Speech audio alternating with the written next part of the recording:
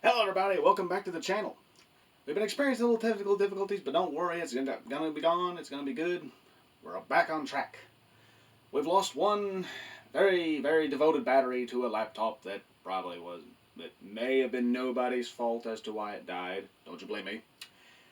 But moving on, today we'll be building a Brazen Bull. I wanted to throw something different at my players and stuff this time around, plus, you never see many Brazen Bulls except for the ones that are alive, I believe, and chase you, I think. But either way, it was something I wanted to build for a while. Had a lot of oversized plastic animals that I got laying around for crafting and all that, and never could find a use for them until I watched a lot of old school, like old school documentaries about ancient Greece and that one movie, I think, Clash of the Titans. No, not Clash of the Titans. Well, you probably know the movie. Either way, it's something awesome. And hopefully you guys can take this idea and make something really badass out of it. So, without further ado, let's roll!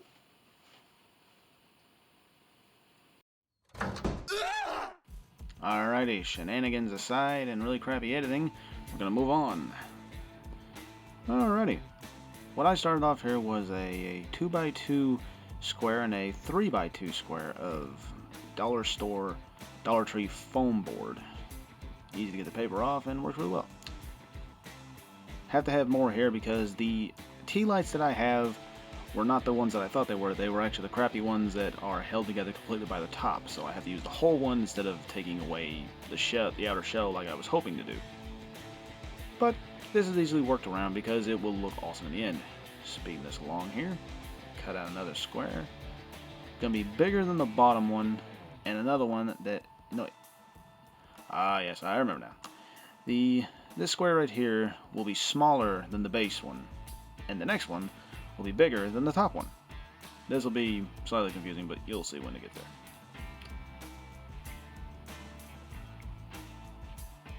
The main idea for this craft was actually inspired by a YouTuber by the name of Landvaett's Lair, I believe. I'll try to put a link in the description for his channel because he makes some amazing stuff. His fireplaces and stuff look really nice. They're awesome. Alright, I'm measuring out and cutting out the parts that'll go around and hide all the different layers and make it look like one big stone pile that's made to look like stairs, of course. Chopping away.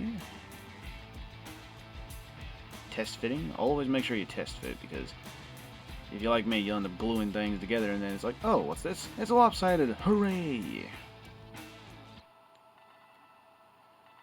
Have all the sides cut out.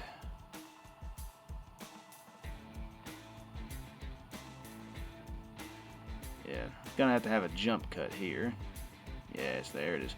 Always make sure you have a fresh blade because right here I had to switch it out, and now we're gonna go back to cutting and see, goes right through it.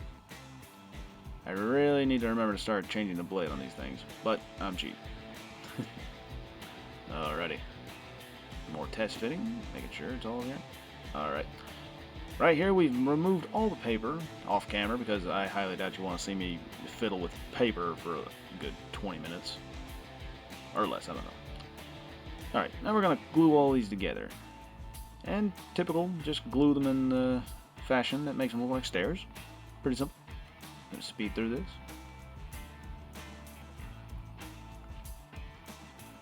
Don't be like me when trying to wipe off the glue. Wait for it to cool a little bit. I've burned myself several times in this craft. Brazen Bull. Burns.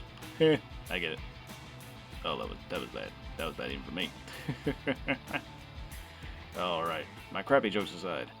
Right here now is where we have to measure the hole where the tea light's going to go. Alright, I'm just going to, see, fits perfectly right there. Even space around. I'm going to take my pencil and just going to go right around. Nice and easy. Doesn't matter if you cut too deep because, like you think, we're just going to cut through this anyway.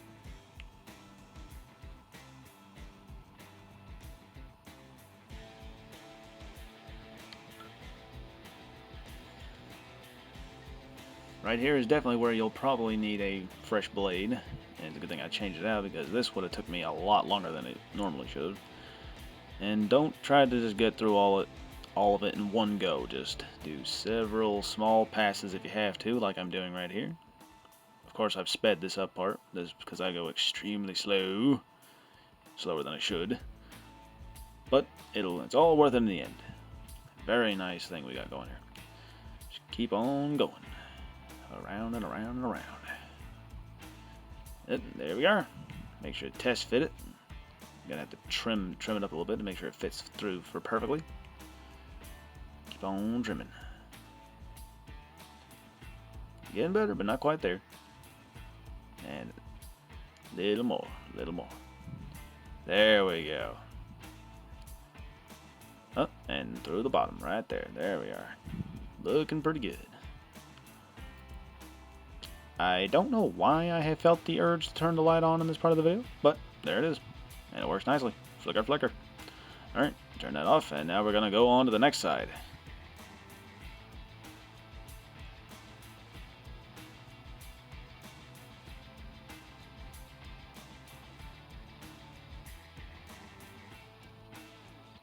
Ah, I remember now. It was The Immortals. That was the movie that I think I was thinking of. Ah, see? Told you. I had a feeling I'd find that out again. My really crappy movie history. Keep on making several passes. Pop it out and remove any paper that's left behind. Gotta do a lot of trimming on this one. This one gave me a little bit more trouble.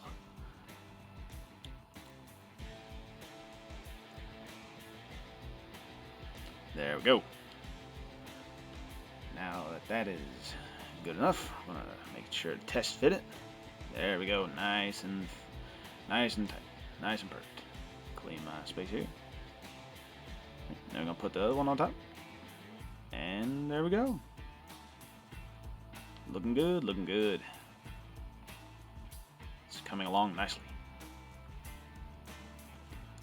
Now to remove this and to glue it together. Nice and secure. Nice good blob of hot glue around, getting all around the light and the core, making it bond, and then all around in the spaces where the other one's going to overlap. There we go. Removing some of the hot glue. Yes, right there is where I burned myself a little bit. So always remember, do not just wait for the glue to cool just a little bit before you pull it up. Just wipe it off there. Making sure it's nice and sturdy. And as you can see, it's kind of crooked, so we're just going to trim away some of the excess where it's slanted. Might be a little more than slightly, but we're going to still just trim it away. Fresh blade always comes in handy. Just keep on trimming. Excuse me. Alright, now we're going to test fit to make sure my pieces here are fitting perfectly. Alright. And don't worry about the overlapping over the actual stairs part. Once again, we'll just trim that off. Better to have more than you need than not enough. Right, I'm gonna glue it all on there. Nice. There we go. And probably going to do a jump cut here, because you get the basic premise. Just glue on the pieces that are going to hide all that corrugation, as you call it. And right here, just going to cut off the excess.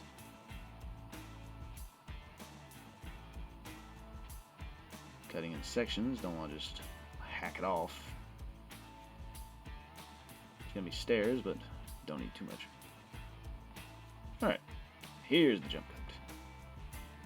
I was going to use the tinfoil ball method to texture this, but I got a little too excited into the idea of the craft that I just completely forgot about that step, so that part will sadly be forgotten.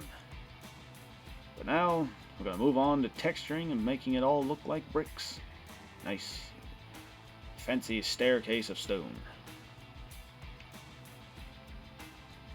Position myself here. Alright, we're going to start on the end here. I'm just going to make the stones. Doesn't have to be even. Of course, you can go for even, you can go for sporadic. All depends on your preference for this type of build. If you want the whole destroyed thing or if you want the better thing.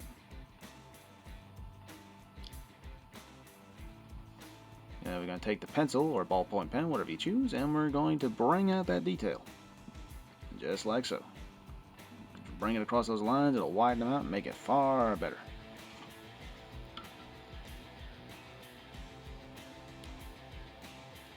Very nice, very nice.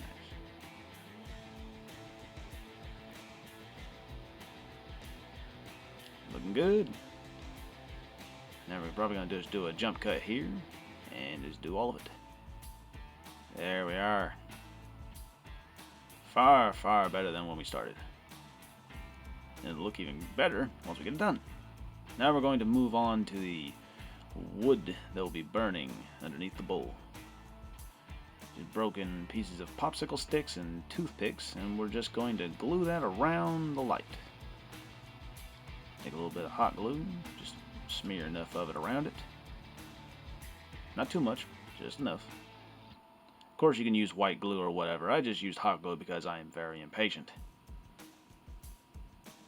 Which has been my downfall many times. But you live and you learn. Alright, now we just place that around. Nice and sporadically. Don't want to place too many. Add a little hot glue there. That piece was a little loose. A few more. Pull off some wisps. There we are. Somewhat decent. And there's me checking the light again for some reason. You don't want to have it too wide out because you will need a spot for the bull to stand over the fire. Alright, now we are actually going to sculpt the fire. This is one of the techniques that I definitely learned from Landvaett. Once again, sorry if I mispronounced your channel's name, the name and the channel. But this technique that I learned from his videos on how to shape the fire to make hot glue actually look like flames is a very, very helpful technique. It is really awesome. Once again, if you haven't checked out his channel, definitely check out his channel. I will definitely try to put a link down below because he has a very, very awesome array of things on his channel that are awesome. And I have run out of words. I can't stop saying awesome. Alrighty. You will need to as I'm working on this, I am blowing on the hot glue to cool it as I'm working with it, so that way it'll just not be a big hot blob just being pushed around. See, there we go. It's actually looking somewhat like a flame. It'll look a lot better once we... See, there we are. Looking pretty good. Of course, you can do this, you can make them bigger, smaller, but the hot glue will be a little tricky to get going, but once you get going, it'll do. Yeah, we're gonna flutter out of here. Alright. Now we have the bull. Now, see, I've scored along the top here, and I've done the same on the bottom of the cow's hooves, so that way it'll fit over. And this is pretty much just a cheap barn toy, and oh, wait, there it goes. It's gonna escape. Get back here, you. Anyway, it's probably just a cow, but it's the best thing I could find to be a bull. But now we're going to use some E6000, and we're going to put on the hooves and combine it to the top of the tea light. That way the plastics will bond together where they're scored up. Do like DM Sky, just take a little toothpick and apply enough of the E6000 to the hooves. There we go. And looking good. Just pull away some of the excess with the toothpick. Get rid of that, and now we have the beginning of what looks like a Brazen Bull. Now on to the painting. Boom, black bombed, as tradition with this sort of thing. But I did not make sure you do not paint the actual flame black. I did this in I just hand painted it in black acrylic paint. And now we're going to take my wide, what I call my fluffy brush, and we are going to just dry brush lightly on some gold to get a kind of a brassish, goldish color. Make it look like some old tattered metal. And that right there looks really nice on its own. But, of course, we are not done. And we will carry on. into the ends of the painting of the dry brushing. Alright, now we're moving on. There it is. I just used just a gold, folk art gold, I believe. It's just nothing special, just old gold. Alright, now we're moving on to my favorite color. I'm going to paint the top of the lid, and I wanted to go for a antique copper, which is like one of my favorite paints of my sets that I have. You can get this one. I highly recommend you get it because it's an awesome color. It's a really nice shape. And the reason why I'm painting the top of it to be the brush color is because it was just different. I probably didn't really have a good idea to go there. I just thought it would look nice. Plus, I love using that color any chance I get. So we're just gonna lightly paint this on there and keep on going until we have a nice coverage. Doesn't have to be perfect. If the black shows through, that's fine. You can just make it look like ash and soot and stuff.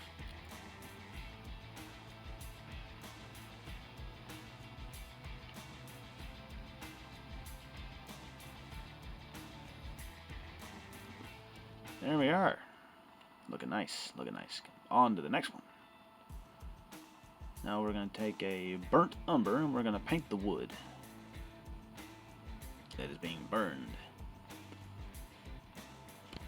Very simple, very simple. Just take my thin brush here and I'm just going to paint the wood parts. I'm just going to try to stay off everything else. Only focus on the wood parts.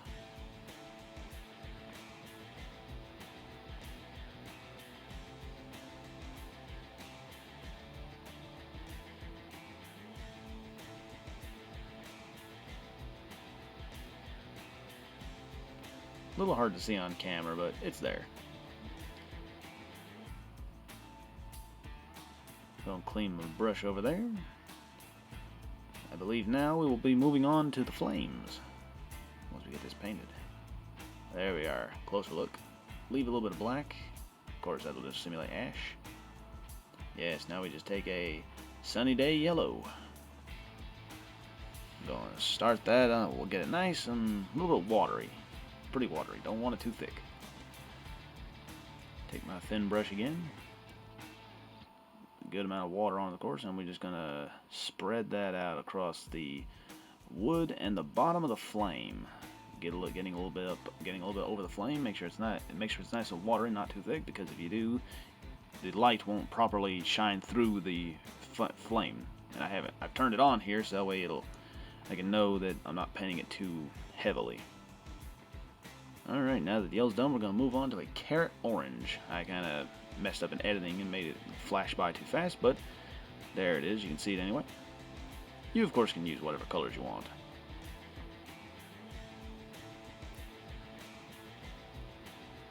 Just get that on the higher up parts of the flame and a little bit on the wood. Show some glow, of course. Nice and watery.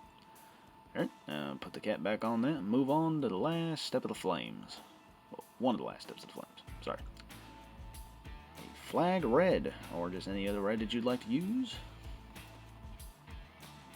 Now we're gonna get a little bit on the wood, not too much, of course. And we're only going to touch the tops of the flames with the red. Not too thick, of course. There we are. It's starting to look like something now.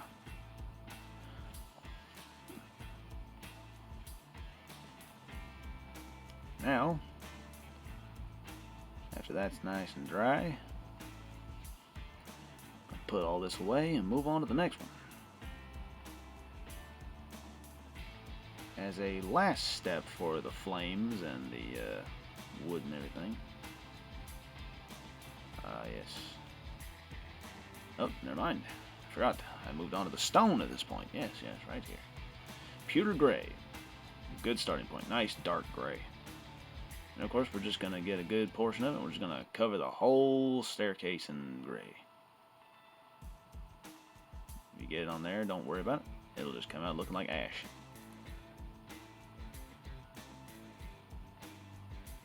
Nice even coating. Don't be afraid to get down in the cracks. We'll do a wash over this later, and that'll bring the cracks right back out.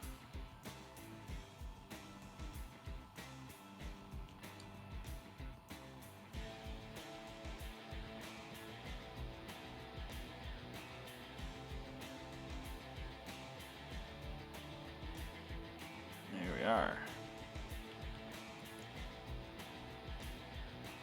And making sure I get all that off there. Where it's not too visible.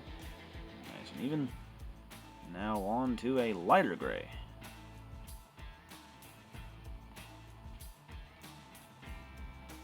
Yes, now that it is dry, looking good, looking good. Gonna add a lighter, like I said, we're gonna add a lighter gray, a timeless gray. We're just gonna dry brush that over the top of all the stone. And don't be too worried if you get a little too much on there. The wash will cover that up and make it look more dank and dark and decrepit and stuff. All nasty. Because it's not a dungeon unless things are gonna get nasty. Oh Lord, the evil got out.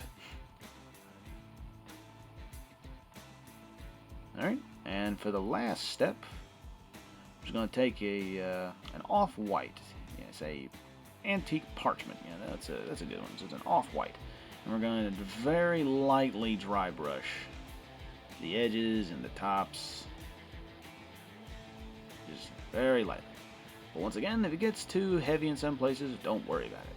The wash will dim it down and make it far better than what it looked like before. Which, of course, you don't have to do the wash. Looks pretty good as it is now. Very nice. Right there is table worthy. But we're going to go on with the wash because I've said it far too many times and it would make me a liar if I didn't do it now. I forgot. I'm going to bring out the black. We're going to do a little tiny dry brushing of the... Oh, no, wait, no, not the dry brushing. Oh my. I'm all over the place today. I forgot. We have to paint on the hatch for the bull where they stuff the people through because I couldn't find any way to sculpt or add a hatch that would look right. I just thought painting it on would be far easier. Which, not too bad. I mean, it's not great, but it's not bad. And then we're going to take a little bit of this and we're going to dry brush it onto the bottom of the bowl to simulate burns. To where the metal has been burning and ash and soots all over it. And then we'll dry brush some of that onto the wood and the copper area and make it look like just ash and soot and burny bits from all its victims being poured onto the ground. Very nice. And here is the wash that me and my big fat mouth has been talking about for a long damn time. Alright. So here we are. Just like Black Magic Craft, it's just watered down black craft paint with a little bit of brown and green in there for grime. A little bit of dish soap in there and it'll help it flow really nicely. Just get a good even coating. Do as many coats as you need to get the desired amount of dank and darkness that you love in your little games. Not bad, not bad. When this is dry, we will move on to some stills. There we are. Looking good, looking good. Nice little scene here. See there with the light on. Looking pretty good. From the back. Soot everywhere. Good Lord. What are you complaining about? You didn't even get in the thing. How do you expect us to make any money on YouTube? Oh, crap. Anyway. Shut up. That's how you make a Brazen Bull. Pretty simple idea. Pretty awesome. And even lights up. Anyway. Hope you guys enjoyed the video. If you like what you saw today and you want to see more, check me out on DeviantArt, Twitter, and Instagram. Got a lot of other stuff out there. Everything from terrain to art. And as always, have fun and I'll see you in the next video. If you don't be quiet, I'm going to put you right back in it, you little...